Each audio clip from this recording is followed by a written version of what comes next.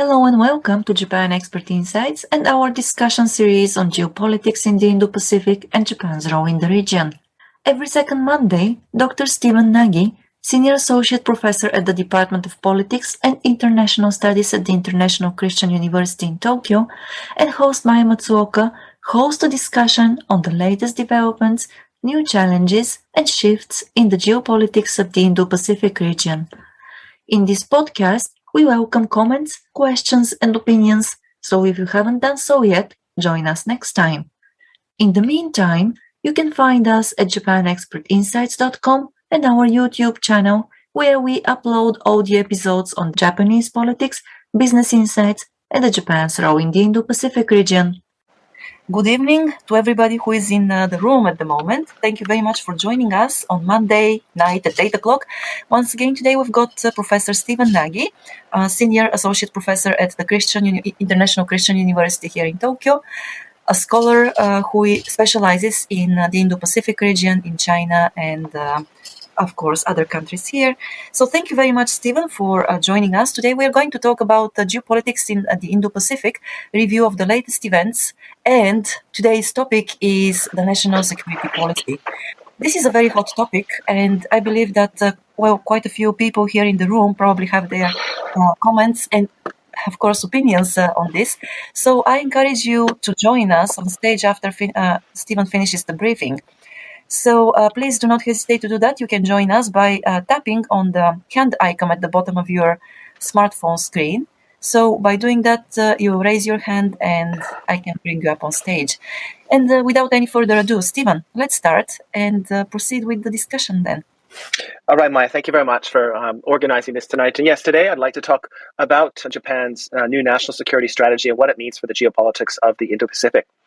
I think many of us know that Japan's post-World War II security footing has been primarily founded on the presence of Article 9 of the Japanese Constitution, which renounces the use of force as a tool for foreign policy. It's primarily engaged in regional and global relations through overseas development aid, ODA, through foreign direct investment, and a strong focus on building relationships through diplomacy based on trade, infrastructure, connectivity, and cultural diplomacy. These tools have worked well for like-minded countries. Here I'm thinking about the European Union, the United States, South Korea to an extent, and more. But this strategy or this process has not garnered the kinds of benefits or accrued the kinds of benefits that Japan needs to preserve its security within the region. In particular, since the 1990s, the end of the Cold War, what we've seen is China engage in militarization of its region through year-by-year 10% increases in its military budget. Today, we see the province of Fujian being lined with missiles that are targeted at Taiwan. We see a huge investment in the Chinese Navy, which, with the effort of being able to project power. We see the investment in what we call A2D2 systems, anti-access, anti-denial systems, all along the east coast of China, with the long-term intention of pushing the United States out from the first island chain, the second island chain, and really creating a G2 accommodation where China has a sphere of influence in the western part of the Pacific, and the United States has a sphere of influence in the eastern part of the Pacific. This Japanese diplomacy in the post-World War II period up to now really has tried to engage with China through trade and economy, educational exchanges, but still today we have enormous challenges in the bilateral relationship, mostly superficial and window dressing commitments to bilateral cooperation, such as third-party infrastructure and connectivity cooperation in third countries. And today, unfavorable ratings of Japan in China is at 60 or 70%, and in Japan, unfavorable ratings of China reach 90 or 95%. So in the case of Japan-China relations, the approach to diplomacy based on Article 9 of the Constitution has not accrued the benefits that Japan has sought when it comes to China. With regards to North Korea, similar results. North Korea today is much more powerful in terms of weapons of mass destruction, the development of various kinds of missile systems to project power into its immediate region, but also using ICBMs to be able to project, in this case, a nuclear weapon to the United States. We see in the this year that North Korea has tested more missiles in the past 3 months than it has tested in the past 5 years. And it's pursuing what we call a saturation strategy, where it aims to saturate Japan's anti-ballistic missile systems in a way that will compel Japan, South Korea, and the United States to come to the table. So in the case of North Korea, really, again, Japan's approach has not accrued the security gains that Japan would like. And last, we have Russia. Russia's invasion of Ukraine has really raised the specter of a potential kinetic conflict in Japan's backyard. It's shown that authoritarian states like Russia and perhaps China really issue the rules-based order that has secured our peace, security, and prosperity in the post-World War II period, and that Russia continues to work with China in an asymmetric alliance to weaken international institutions and to pressure allies of the United States, which includes Japan. And we see growing cooperation on issues that are important to Japan, such as the Takashima Islands. And just last year, of course, the Chinese and the Japanese, or the Chinese and the Russians, flew over the Takashima Islands and Tokto Islands to demonstrate that they really are not bound by international law or some of the agreements that they have agreed with.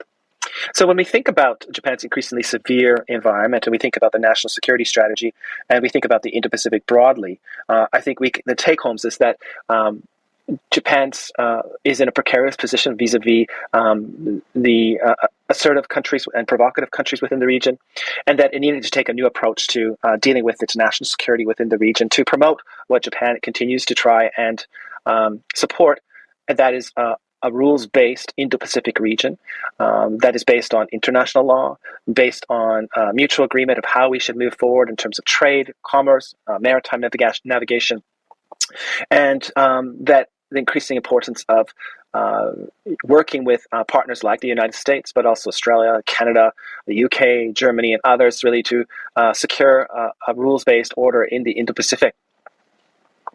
Based on that, the Japanese have produced the so-called national security strategy. It keeps Japan firmly wedded to the pacifist constitution.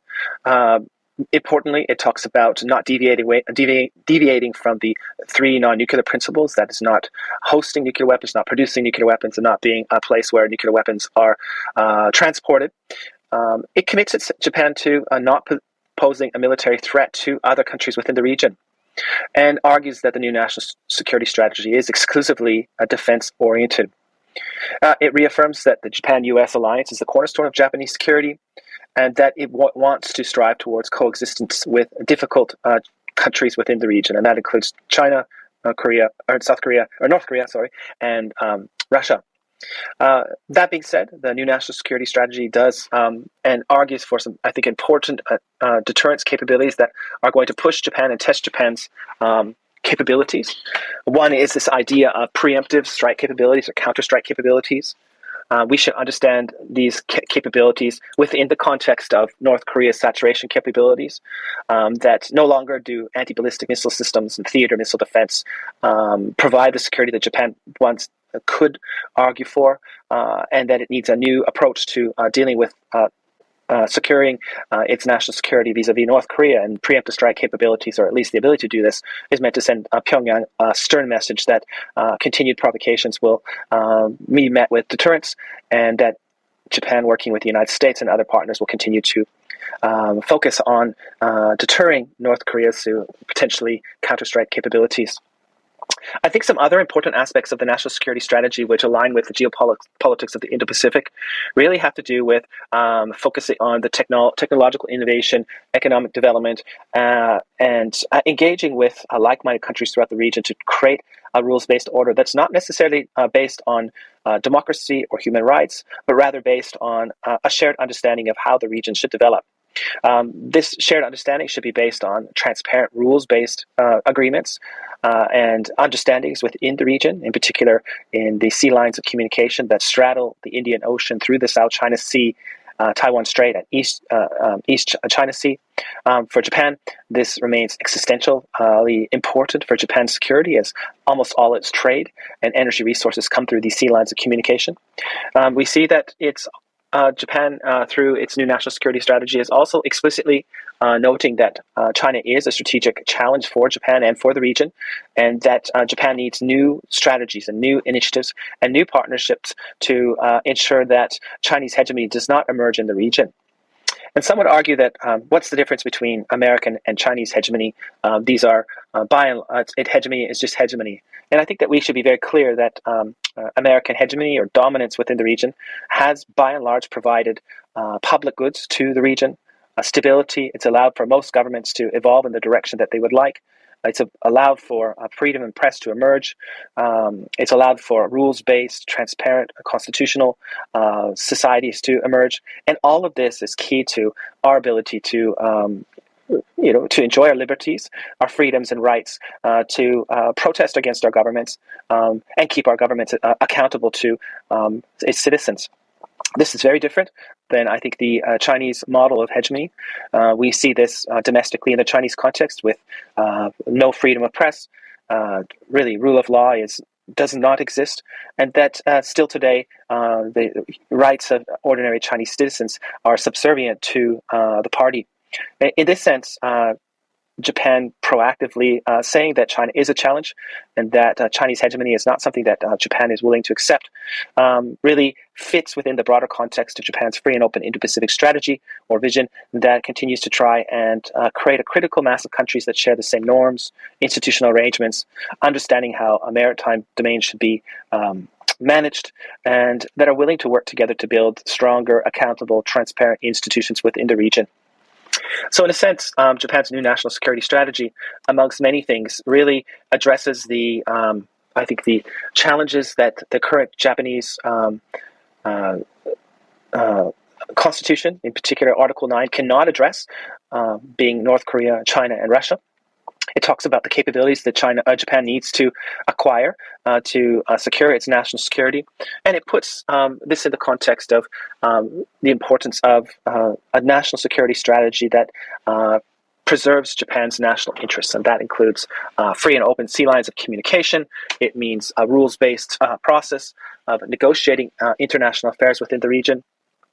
It means a secure safety of life, persons, and properties for nationals. It means prosperity, economic growth, and it really stresses this idea of protecting universal values such as freedom, democracy, and respect for human rights, the rule of law, international order based on international law. I think that we should also understand Japan's national security as not a decoupling strategy when it comes to China. What we're seeing over the longer term is that Japan is investing in resilience, it's investing in selective diversification, and it's investing in an economic footprint in China where Japanese businesses will make things in China, by Chinese, for Chinese, with Japanese technologies, such that if there are geopolitical tensions, that they will primarily affect the Chinese citizen, not Japanese citizen. And at the same time, they are finding other hubs of production, in particular Southeast Asia and South Asia, to create alternative production networks that are built close to growing consumer markets, but are in more reliable geopolitical zones. So I think that the new national security strategy really is an important document. It's a clear migration away from the Yoshida Doctrine, which basically farms out security to the United States to allow for Japan to focus on economic growth and economic stability, to arguably an Abe doctrine, or a doctrine that ensures that Japan remains strategically autonomous, very close to its American and like-minded partners, that it fiercely resists Chinese hegemony within the region, but at the same time finds opportunities to continue to engage with challengers to the current rules-based order through trade, through environmental cooperation, through energy cooperation, and of course dealing with the next pandemic, which there will be another pandemic. So with that, I think I'll stop there and open up the floor to Q&A, and I'd be very happy to hear what other people on the call are thinking when it comes to the new national security strategy, but also how it is related to the geopolitics of the Indo-Pacific. Thank you. Thank you, Stephen. While we are waiting for people to come up on stage, I have a question to you. I think that quite a few countries in the region, and especially the neighbors of Japan, have been apprehensive when it comes to changing the Article 9 of the Constitution, and also talking about when Japan started talking about national security and, let's say, strengthening its military power. Of course, it is about deterrence, but, those countries are still apprehensive.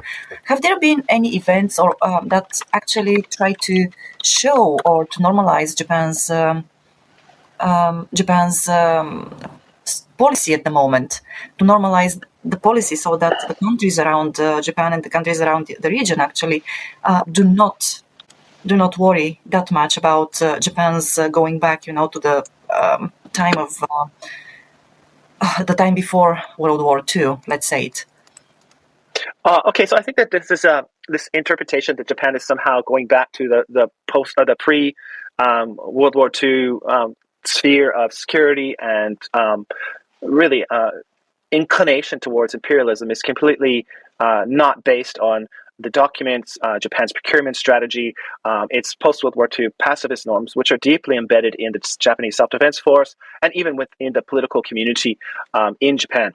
So I think that this is broadly, this understanding is shared by most countries in Southeast Asia, most countries in Europe, North America, Australia, New Zealand. They see Japan in the post-World War II period as an outstanding international partner, part of the international community that, by and large, acts in line with international law, and that they don't see Japan's revision of its constitution, which it hasn't done, or this new national security strategy as a roadmap or the first step in massive remilitarization. This is just not the case. And I think that what we see, again, in the procurement side of the new national security strategy, there's a lot on maritime domain awareness, over-the-horizon radar systems, satellite technology, combating cyber attacks. It calls for the development of its own cyber defense system, but it's largely, if not entirely, focused on defense rather than offense. The fact that they're doubling their defense spending over 5 years really sends the signal that they're going to acquire more defense capabilities, but really by a doubling of the defense spending, this still puts Japan well behind both the United States and China in terms of their defense spending, which I think is really important for us to think about. The United States last year about $670 billion, China somewhere in the $300 billion, and Japan, before this commitment to doubling its spending, was about $54 billion in defense spending. So there's a huge gap. We should also understand that the defense spending that has been agreed upon to in the coming 5 years is 2% of GDP, but we don't know how that is going to come and where that spending is going to, how they're going to get to 2%. I think most of us are thinking that they're going to include, for example, the Coast Guard budget within this, the probably other budgets that will be included under this 2%, which will suggest that the quality associated with that 2% increase will likely be more fudged within the numbers rather than a real doubling of capabilities. I also think when this question is raised, we need to use surveys as a good litmus test of where Japan sits within the region. The Institute of Southeast Asian Studies continues to put forth surveys every year that Japan is one of the most trusted countries within the region, if not the most trusted, and that there's little concern about, if any, about Japan's increasing security cooperation within the region. Rather, the big concerns is the United States and China's negative spiral in terms of bilateral relations. We can look at the Genron polls that suggest that Japan's is a less of a security concern for both South Korea and China than the other way around. And of course, when we can look at other polls, that we see Japan is, again, seen in most of the international community as not a security challenge, but a country that really is trying to maintain strong relations with many countries through ODA, FDI, open diplomacy. So I think we need to be very careful when we are portraying these changes as a fundamental shift away from Article 9. Rather, I think these changes are much more related to how Japan is providing and upping its defense capabilities to deal with a real difficult security environment. Right. And then in this sense of the word, okay, thank you for the explanation, but I also think whether China really perceives Japan as a threat or it is their defensive stance, altogether. Because we see that China has been, or it has been viewed as aggressive towards its neighbors here in the Indo-Pacific, but at the same time, it is. I don't know how to put it. Actually, it is really interesting to see that this building up of power, among the allies of the United States, and the demonstration of power by other countries that are not in the Indo-Pacific, actually, let's say European countries. So, is it something that China perceives as a threat or as something that they can actually deal with without thinking about going into a military conflict? Well, I think that China understands that Japan has extremely deep and broad and long-standing partnership with the United States, that the technological exchanges, the government exchanges are deepening, and that the United States is working hard to outcompete China on many different areas, and Japan will be part of that equation, not to mention other countries, whether it's South Korea, Australia, Canada, and some European countries. They're concerned about the direction of this cooperation and what it means for the sustainability of Chinese economic growth, for China to achieve some of its core interests. And its core interests include reunification with Taiwan. Its core interests include preserving the power of the party, reunifying the state, but also dominating the South China Sea area.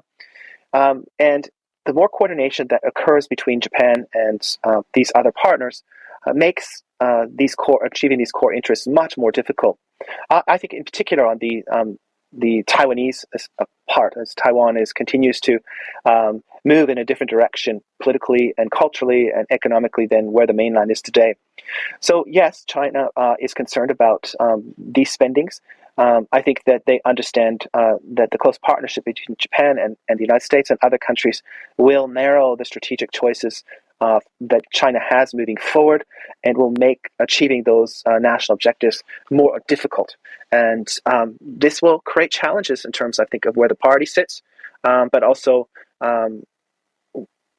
how the party will face the reality that it's not likely going to be able to achieve the numerous core interests that it has put forward and convinced its public that these will be critical areas or areas of future Communist Party of China's successes that they can celebrate. And I think that this really puts us in a different situation as we think about where China is going and how it sees countries like Japan. Well, once again, this is probably one of the things that we need to just observe, wait and see what happens. And Lynn, hello, thank you very much for joining us. Can you hear me? Yes, so hello Maya. Hello Professor Stephen. Hello. Hi there. So yeah, actually I don't have a specific question yet, but I just like to share some of my impression when updating the Japan news on national security strategy, because I think that what I'm interested is how the United States and China respond to that. And I think that I am not really surprised because when Japan released its first national security strategy in 2013, so China also had the same response. But you know that I think that's for people who do not follow Japan's foreign policies or have not many idea about that. So there would be the impression that Japan follows the U.S. Because in its statement that the U.S. hails Japan historic step in its defense strategy, and it also said that there is a lot of convergence between Japan's security strategy and also the U.S. version. So it will make the outsider have the impression that Japan is likely to follow the U.S. And from the Chinese perspective, I think that it also makes sense when it think in the way that Japan is hyping up the China threat, and it just take that reason to build its military capabilities. Um, so it is one of my impression when I read about Japan's national security strategy. And the second impression is that I want to talk about the point about Taiwan. So my understanding is that Japan does not support independence for Taiwan, and it also does not support China to use forceful reunification.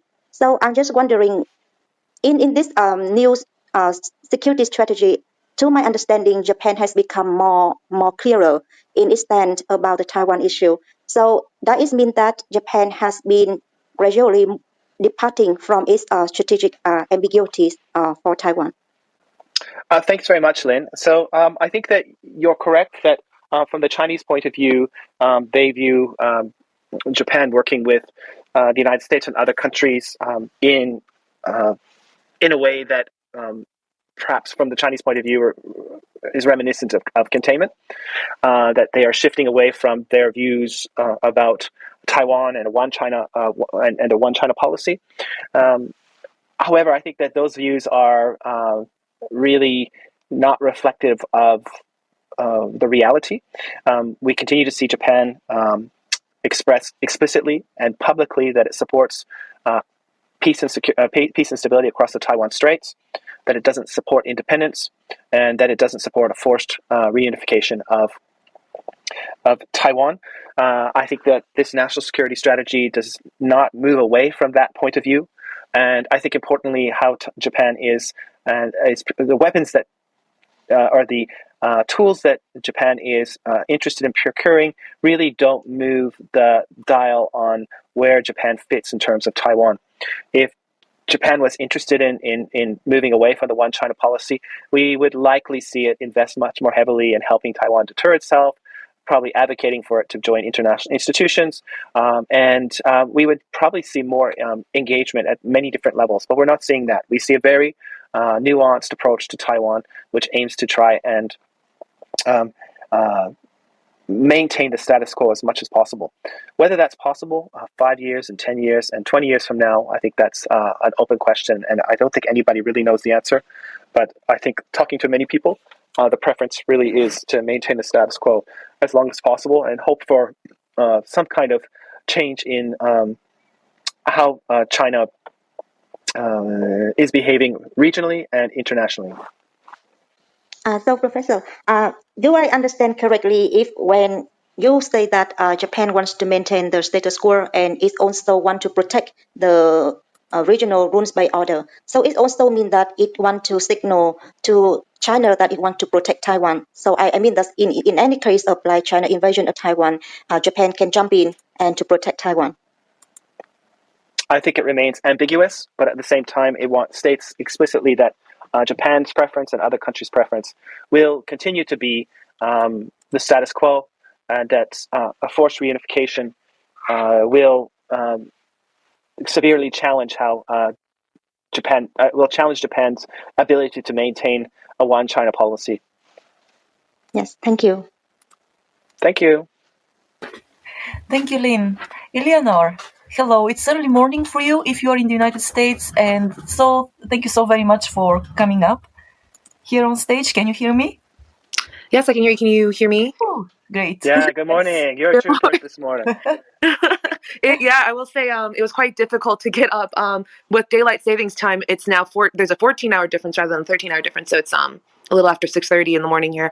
It's been a long time since I've joined your room, Stephen. I'm so sorry about that. But I thought I'd just offer a few very high level comments. I haven't read the strategy actually since I've been on holiday, so that's something that I will work on this week before the next holiday this weekend. But it's in your stocking. It's in your stocking. Exactly. It's on my 2022 reading list.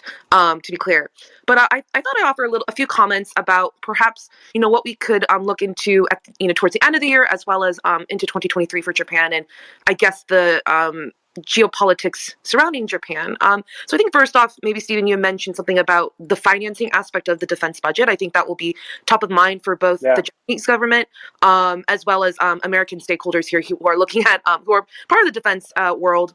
So that's point number one, and what the sourcing of the funding will be. Will it be through taxes, as Kishida has advocated, or will it be through corporate bonds, or could it be something else? I guess there's always perhaps a possibility that it may be entirely something else. And what points of what kind of I guess contest, how it will bring about or continue to perhaps exacerbate the tensions within the LDP. I guess that's point number one. Point number two, I guess, where China-Japan relations may go about in 2023. I know that Foreign Minister Hayashi-san is supposed to be visiting, or sounds like he's set to visit China sometime this month. And then to your other point about how Japan is expanding its network of countries like Australia, for example, Penny Wong is visiting Beijing tomorrow, which was just announced yesterday, at least in American time. So it'll be interesting to see how foreign dignitaries of Japan and other countries that are aligned closely with Japan will engage with Beijing going forward. And then Kishida will also be visiting, or sounds like he will be visiting DC sometime next month to coincide with the 2+2 dialogues with the United States. And I think point number three, to Lynn's point/question about Taiwan, I do want to make things clear, I think, Stephen, which you had did a very good job of, which is that, Japan's stance vis-a-vis Taiwan is ambiguous, if not more ambiguous than that of the U.S., I would argue. Part of it being because, the United States, we do have an obligation, as enshrined in the Taiwan Relations Act, for example, to sell arms that are defensive in nature, so that Taiwan can defend itself. And the NDAA I think did just pass. Like I said, I've been on holiday, so I haven't been keeping abreast of the news as much. But I think going forward, Japan, when it comes to its bilateral engagement with Taiwan, I like to assume that there might be more advancements, if anything, on the economic front, because Japan has advocated for Taiwan's inclusion in the CPTPP, is very happy that there will be a TSMC plant being built in Kumamoto. When TSMC did announce that they're going to build a second fab in Arizona, but they did make things clear that for the time being, they're not going to build a second fab in Japan. But that's something that I will not rule that out in the medium term. So I'll end my comments there. Thanks again. All right, Eleanor. So again, thanks for getting up so early. I'm an early person, so it's not so early. I agree with your comments. It's interesting to see where things are going, and we'll have to watch where spending goes and what will be procured. And I think it's always important for us to be thinking about the idea of Japanese defense and how well it can work with other partners is through the lens of the legal limitations on how Japan can act. Second is the procurement of the systems that it needs to defend itself and where they'll be located along the archipelago and in the region. And then the third is the decision-making process and coordination. How well is the national and local governments set up to coordinate their defense? Do they have the right decision-making structures to effectively respond to an incident within the region? And at this stage, I think we are not so optimistic about these three levels of how Japan can defend itself. And we're still unclear of how much it will spend on actual procurement-related items and how these will be related and how these will work synergistically with the Japan-US alliance, but also other partnerships such as the reciprocal Australia-Japan relationship or UK-Japan relationship and others. I think as we look at the national security strategy and we look at Japan's engagement in the Indo-Pacific, from my standpoint, and I continue to argue this, that Japan sees securing its national interest best achieved by engaging in many multilateral organizations and a series of multi-layered relationships that bind other countries and other institutions and unions into the region so that Japan's fate matters to them. Whether this is trade, such as the Comprehensive Progressive Trans-Pacific Partnership, in which 11 and possibly 12 and 13 members will have an interest in Japan's future, as well as their own, whether it's the Regional Comprehensive Economic Partnership, whether it's the Indo-Pacific Economic Partnership, whether it's the Quad, potentially participating in AUKUS.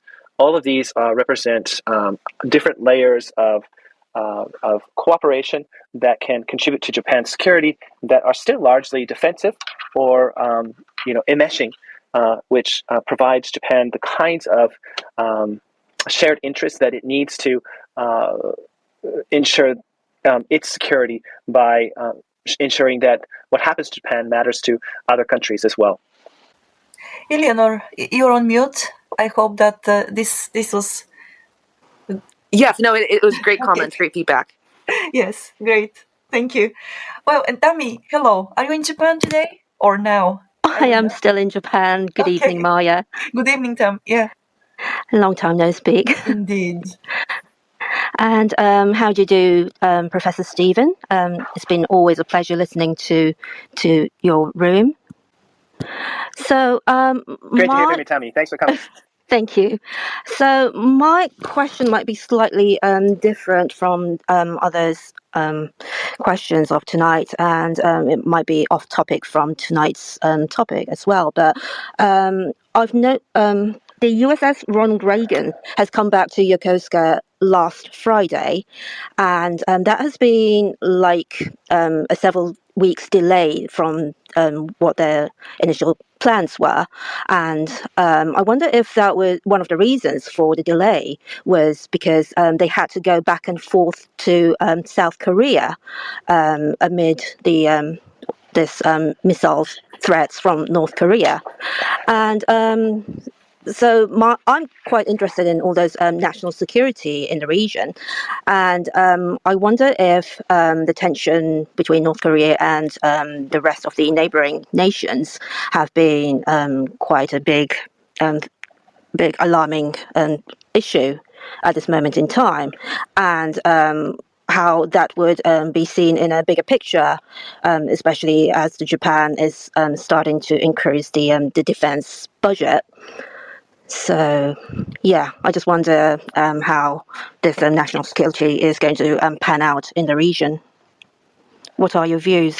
Thanks, Tami. So I think North Korea and its missile testing over the past several months has really only consolidated the view in Tokyo of the importance of changing its national security strategy so it reflects the realities of the security challenges within the region. And China is like we call this the frog that is boiling at a low temperature, that it's using gray zone tactics and lawfare and other tactics to achieve its strategic interest within the region.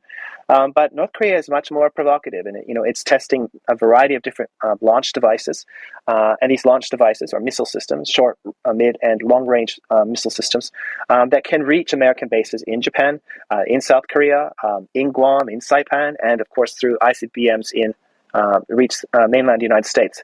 So these are really pressing, and as Korea continues to consolidate its abilities, it will place them in a much stronger position in terms of extorting aid, extorting Japan, South Korea, the United States, and others to the table, or extorting them so that they will come to the table over some negotiation. And we see that China is not particularly bothered by this, because they feel that North Korea is largely aligned with China on many issues. So for China, North Korea's missile proliferation is only a problem until it will become a problem only when the United States say it's a problem for the bilateral relations. On the Ronald Reagan aircraft carrier, I'm not sure. I can't say that for certain. I think that it may be related, but I have no certainty in terms of addressing that particular issue. My apologies. I did see Tom Logan on before. He might have been able to comment on that. But the aircraft carriers' actions within the region, they continue to float on the seas from the Sea of Japan through the East China Sea, Taiwan Straits, and South China Sea to demonstrate that the Americans can send their ships anywhere, anytime, without pushback from another state. And I think that will continue. Japan appreciates that commitment and the continued presence of the United States throughout the region. And I think that they will continue to support the United States strongly by the alliance, but also helping in other forms of partnerships moving forward. Thank you very much for your insight, Professor. Thank you, Tami. Everybody calls me Professor Stephen. You can call me Stephen or Professor Nagy. Fantastic, will do. All right. Yes, it has become a kind of endearing address when people call you, I think in this room especially. So, yeah. But great. And very, unusual for these rooms. Unusually for these rooms, actually, we don't have any comments in the room chat today, which is, yes. Okay, which allows us actually to think about actually wrapping up and closing the room because I know, Stephen, that you need your beauty sleep. And is that a compliment or is that a suggestion? It is a compliment. Yes. Right. And so if anybody who is on stage at the moment has any other questions, please do let us know. Everybody's okay? So a few words before we close the room, Stephen, then. So thank you, everyone. Again, I think it's really important for us to be thinking about Japan's new national security strategy and why it's important for the Indo-Pacific and how it will continue to provide public goods to the Indo-Pacific in terms of stability, but also demonstrate Japan is clearly committed to investing in its own security and providing the kind of leadership that I think the region needs as we have more an increasingly severe environment, not only for Japan, but for Korea, for Southeast Asian countries in terms of revisionist states that want to change the regional order. So I'll leave it there. I think that's the big take-home message. And if you have more questions, you could read my upcoming article this week in the Japan Times about the national security strategy and what it means for Japan and its engagement in the region. Are you going to share the links to the article on LinkedIn as well? Yes, I will. Yeah. Great. Well, to everybody who has not yet connected with Stephen, please do connect with him on LinkedIn so that you can get the notification about that article in your feed. And so with this, I'm going to say goodbye to everybody and a happy and also very successful week. But also, please remember that we'll be here once again next year on the 9th of January at 8 o'clock in the evening, Japan time. And I hope that you will be able to join us then again. Until then... That's true. Yes. Merry Christmas and Happy New Year. Until then, so to everybody... Merry Christmas if you celebrate Christmas, or Happy Hanukkah if you celebrate Hanukkah, and Happy Holidays if you celebrate the holidays at all. So thank you so very much again, and see you in January. This was Japan Expert Insights on geopolitics in the Indo-Pacific and Japan's role in the region. Thank you for coming and staying with us today. We will be on air in 2 weeks on Monday at 8:30 p.m. Japan time again, so join us. Until then, you can find us at japanexpertinsights.com and our YouTube channel, where we upload all the episodes on Japanese politics, business insights, and the role of Japan in the Indo-Pacific region. If you want to stay informed about our upcoming events, you can follow us on Clubhouse, LinkedIn, Twitter, and Facebook. Again, we are looking forward to your joining us next week. Until then, stay well and make every day count. See you.